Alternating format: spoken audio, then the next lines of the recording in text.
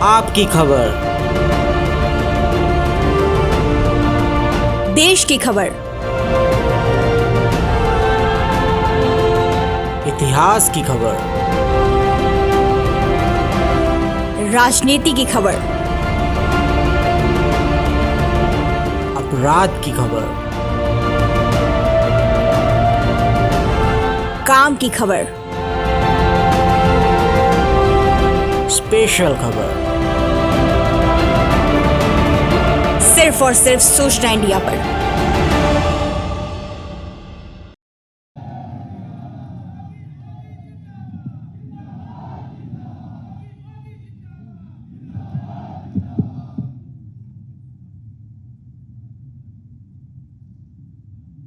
उत्तर प्रदेश के अंदर हाल ही में संपन्न हुए त्रिस्तरीय पंचायत चुनाव के क्रम में जिला पंचायत अध्यक्ष और नवनिर्वाचित ब्लॉक प्रमुखों के आज के इस सम्मेलन को संबोधित करने के लिए और अपना मार्गदर्शन प्रदान करने के लिए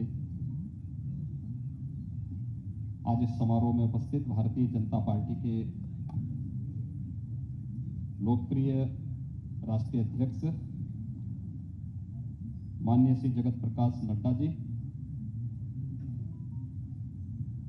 भारतीय जनता पार्टी के प्रदेश के अध्यक्ष माननीय श्री स्वतंत्र देव सिंह जी, राष्ट्रीय संगठन महामंत्री सम्मानीय श्री BL संतोष जी, भारतीय जनता पार्टी के राष्ट्रीय उपाध्यक्ष और प्रदेश के प्रभारी पूर्व केंद्रीय मंत्री माननीय श्री राधा मोहन सिंह जी, उत्तर प्रदेश सरकार में मेरे वरिष्ठ सहयोगी उप मुख्यमंत्री द्वय श्री केशव प्रसाद मौर्य जी, डॉक्टर दिनेश शर्मा जी, पंचायती राज विभाग के मंत्री चौधरी भूपेंद्र सिंह जी, राज्यसभा के माननीय सांसद श्री राम भाई मकोड़िया जी, आज के इस कार्यक्रम में उपस्थित जिला पंचायत के सभी नवनिर्वाचित अध्यक्षगण, विकास खंडों से जुड़े हुए सभी हमारे ब्लॉक प्रमुखगण और उपस्थित भाइयों बहनों, मैं सबसे पहले आप सबके निर्वाचन के लिए आप सबको हृदय से बधाई देता हूं, अपनी शुभकामनाएं देता हूं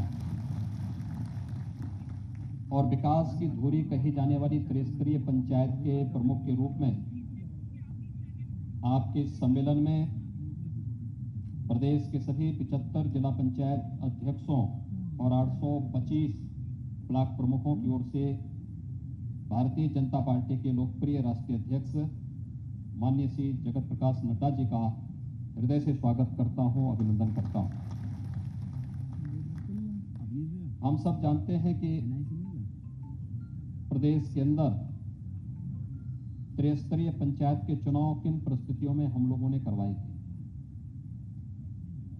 ये चुनाव 1 साल पहले ड्यू था,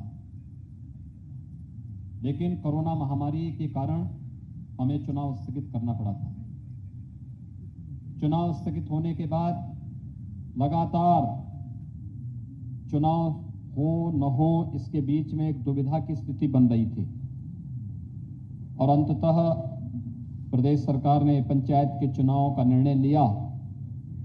लेकिन चुनाव की प्रक्रिया, नामांकन की प्रक्रिया जैसे प्रारंभ हुई तब तक दूसरी लहर ने भी अपनी आहट प्रदेश के अंदर देनी प्रारंभ कर दी थी और एक समय तो ऐसा आया था जब पंचायत चुनाव के मतदान की तिथि नजदीक आ रही थी तो द्वितीय लहर चरम पर पहुंच गई। लोगों को कुछ नहीं, उस समय एक ही आरोप विपक्ष लगा रहा था कि पंचायत चुनाव नहीं कराने चाहिए। उनको विकास से कोई मतलब नहीं, वे संवैधानिक प्रक्रिया को रोकना चाहते थे। हम लोगों ने कहा कि हम कोरोना को भी नियंत्रित करेंगे और पंचायत चुनाव को भी संपन्न करेंगे और अंततः पंचायत के चुनाव प्रदेश के अंदर देश की सबसे बड़ी आबादी के राज्य में सकुशल संपन्न हुए, जिसमें ग्राम पंचायत सदस्य से लेकर के जिला पंचायत अध्यक्ष तक प्रदेश के अंदर अगर हम देखेंगे तो लगभग 8,70,000 से अधिक प्रतिनिधियों का चुनाव संपन्न हुआ है। दुनिया का सबसे बड़ा चुनाव है और ये प्रदेश के अंदर सकुशल संपन्न हुआ है। और इसमें जब समुद्र मंथन होता है तो उससे कुछ अमृत भी निकलता है और उसके फलस्वरूप आपका चयन हुआ है 75 जिला पंचायत अध्यक्षों का, जिसमें 67 भारतीय जनता पार्टी ने जीते हैं। 825 विकास खंडों में ब्लॉक प्रमुखों का चुनाव संपन्न हुआ, जिसमें लगभग 700 भारतीय जनता पार्टी ने चुनाव जीते हैं। चुनाव कैसे संपन्न? बहुत शांतिपूर्ण तरीके से और बहुत सारी जगह निर्विरोध चुनाव हुए। और मैंने तो कुछ जगह यह भी देखा कि विपक्ष चुनाव की दृश्य जब आ रहा था और इसलिए एक अहम जिम्मेदारी का एहसास कराने के लिए ही भारतीय जनता पार्टी के माननीय राष्ट्रीय अध्यक्ष माननीय नड्डा जी का मार्गदर्शन आज आप सबको प्राप्त होने जा रहा है। नड्डा जी संगठन और सरकार के अनेक महत्वपूर्ण दायित्वों का कुशलतापूर्वक निर्वहन किए हैं और वर्तमान में भारतीय जनता पार्टी के राष्ट्रीय अध्यक्ष का गुरुत्वर निर्वहन कर रहे हैं। और इस दायित्व के निर्वहन के साथ उनके पास जो एक लंबा अनुभव है, हम सब जानते हैं, स्वास्थ्य मंत्री के रूप में हिमाचल प्रदेश के अंदर और देश के अंदर लगभग 10 वर्षों तक उन्होंने अपनी सेवाएं दी। मैं स्वास्थ्य का विषय इसलिए भी छेड़ रहा हूं क्योंकि त्रिस्तरीय पंचायत से जुड़े हुए लोगों का यह विषय होना चाहिए। कोरोना जैसी महामारी को अगर नियंत्रित करना है तो उसमें आपकी भूमिका सर्वविदित है। और स्वास्थ्य मंत्री के रूप में, भारतीय जनता पार्टी के महामंत्री के रूप में, संगठन के विभिन्न दायित्वों के रूप में और आज भारतीय जनता पार्टी के राष्ट्रीय अध्यक्ष के रूप में उनका योग्य मार्गदर्शन भारतीय जनता पार्टी के कोटि कोटि कार्यकर्ताओं को प्राप्त होता है। हम सब जानते हैं कोरोना महामारी दुनिया की सदी की सबसे बड़ी महामारी है और इस सदी की सबसे बड़ी महामारी के दौरान हमने देखा बहुत सारे लोग, बहुत सारे संगठन, राजनीतिक दल बड़ी बड़ी दावेदारी करते हैं, लेकिन इस महामारी के दौरान वे सभी सेल्फ क्वारंटीन में थे, घर के बाहर नहीं निकले। उनके कार्यकर्ता से लेकर के उनके नेता तक, उनके अध्यक्ष तक अपने अपने घरों में कैद हो गए। सबने स्वघोषित रूप से अपने को क्वारंटीन कर लिया था। यानी क्वारंटीन का मतलब उन्होंने ये बाहर प्रचार करा दिया था। उनके घर के दरवाजे बंद हो गए थे, गेट के दरवाजे बंद हो गए थे और उन्होंने बाहर ये मैसेज दे दिया था कि इनको तो कोरोना हो गया है, अब ये बाहर कहीं निकलेंगे नहीं, किसी से मिलेंगे नहीं। और एक स्थिति ऐसी थी, जनता को उनके हाल पर और सरकार के भरोसे छोड़ दिया। हम आभारी हैं प्रधानमंत्री मोदी जी के, जिनके योग्य नेतृत्व में इस देश ने कोरोना की पहली लहर को भी, कोरोना की दूसरी लहर को भी प्रभावी नियंत्रण करने में सफलता प्राप्त की। गरीब कल्याण अन्न योजना हो या आत्मनिर्भर भारत पैकेज के अंतर्गत किए गए कार्य, एक एक गरीब, आप देख रहे होंगे प्रधानमंत्री पद पर बैठ करके भी प्रधानमंत्री मोदी जी ने अंतिम पायदान पर बैठे हुए व्यक्ति के बारे में चिंता कभी नहीं छोड़ी। जब देश के अंदर लॉकडाउन प्रारंभ हुआ था, प्रधानमंत्री गरीब कल्याण पैकेज की घोषणा हुई, सबको खाद्यान्न देंगे, सबको अन्न देंगे, जनधन अकाउंट धारी सभी महिलाओं के अकाउंट में अतिरिक्त धनराशि उपलब्ध करवाएंगे, वृद्धावस्था पेंशन धारकों को अतिरिक्त धनराशि उपलब्ध कराई गई, विधवा महिलाओं को अतिरिक्त धनराशि उपलब्ध करवाई गई। और यही नहीं, फ्री में उज्ज्वला योजना के रसोई गैस के सिलेंडर भी प्रधानमंत्री जी ने बांटे। 80 करोड़ लोगों को देश के अंदर खाद्यान्न की, अन्न की व्यवस्था अप्रैल 2020 से लेकर के नवंबर 2020 तक और दूसरी लहर में मई 2021 से लेकर के नवंबर 2021 तक की अभी आपने परसों के कार्यक्रम में आप सभी भागीदार बने होंगे। कितना अच्छा इवेंट बना था। आदरणीय प्रधानमंत्री जी ने जब गांव-गांव में लाभार्थियों से बातचीत प्रारंभ की और कैसे लोगों के मुंह से आशीर्वाद निकल रहे थे। कुशीनगर की वह महिला हो, कुसुमावती देवी वाराणसी की बादामी देवी रही हो, या फिर प्रदेश के अन्य सहारनपुर की लाभार्थी रही हो, या झांसी के लाभार्थी रहे हो, या सुल्तानपुर की लाभार्थी, हर एक के मुंह से एक ही बात निकल रही थी कि प्रधानमंत्री जी आपने संकट के समय में हमारा सहयोग किया है और हम भी भारतीय आने के बाद खासतौर पर इस प्रकार की जब महामारी आती है, वैक्सीन या दवा इसकी नहीं आ पाती है। 1947 से तमाम बार अलग अलग बीमारी आई, किसी का वैक्सीन नहीं आया। डेंगू का आज तक कोई वैक्सीन नहीं आ पाया। सॉर्स और वर्ल्ड फ्लू जैसी तमाम बीमारियां आई, इनकी कोई वैक्सीन नहीं आ पाई। लेकिन प्रधानमंत्री मोदी जी के कार्यकाल के दौरान अगर कोरोना जैसी महामारी आई तो 9 महीने के अंदर वैक्सीन भी फ्री में सबको देने की कार्रवाई हो रही है।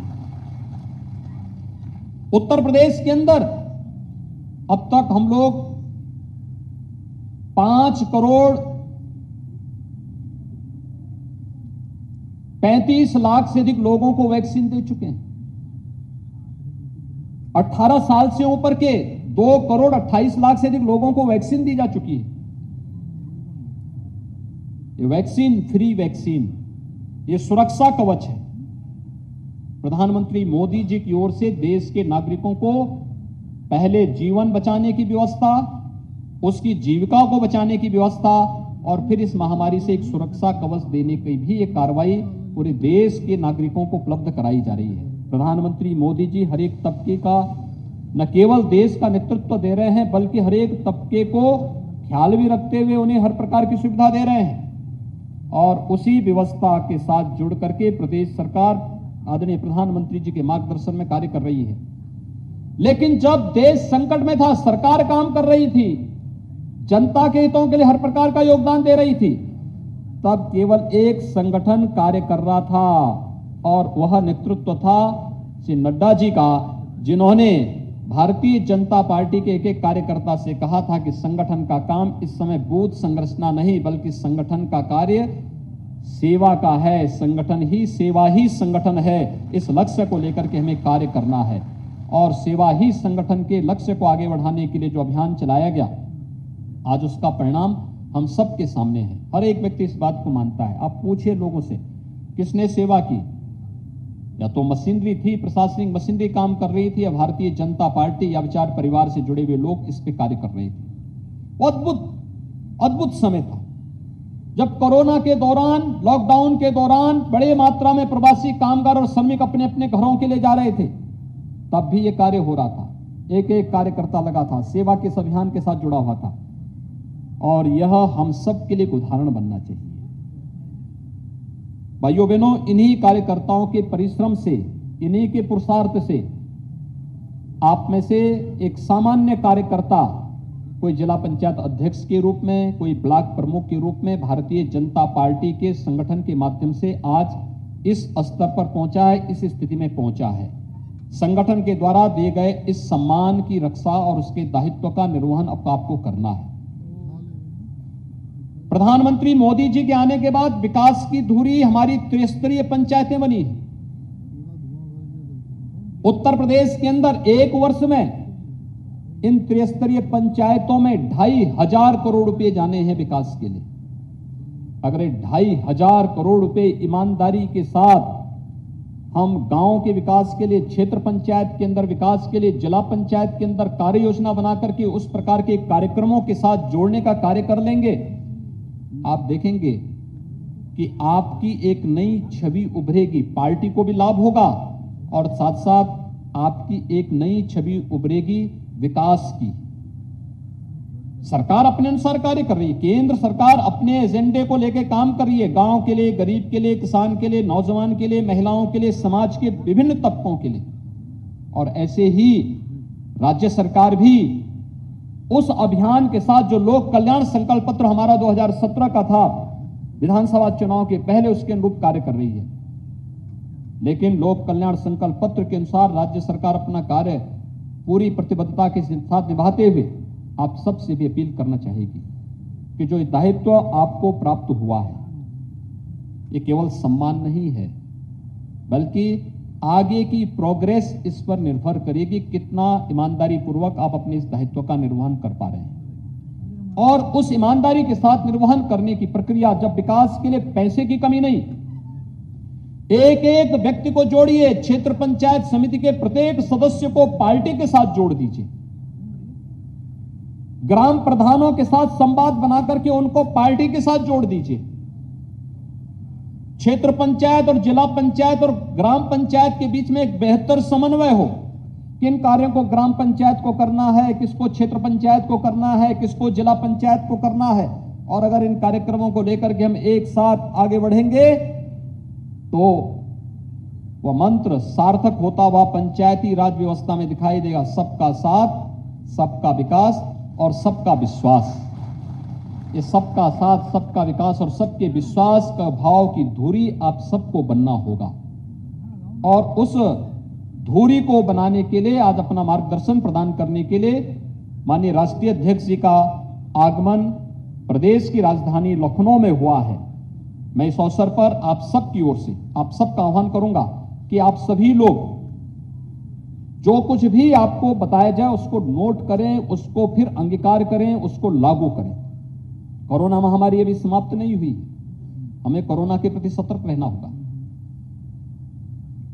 स्वच्छता अभियान, स्वच्छता सैनिटाइजेशन के कार्यक्रम को प्रभावी ढंग से लागू करना, क्षेत्र पंचायत में, ग्राम पंचायत में, जिला पंचायतों में कुछ आदर्श मॉडल विलेजेज आप बना सकते हैं, ग्राम पंचायत बना सकते हैं, उस पर एक प्रभावी कार्य योजना बना सकते हैं। सरकार ने कुछ प्राथमिकताएं तय की हैं, उन प्राथमिकताओं को आगे बढ़ा सकते हैं, उन प्राथमिकताओं में अपना योगदान दे सकते हैं और एक टीम वर्क रिजल्ट दे। और उस टीम को पार्टी के साथ जोड़ करके अगर आप कार्यक्रम कर पाएंगे, उसके बेहतर परिणाम आएंगे।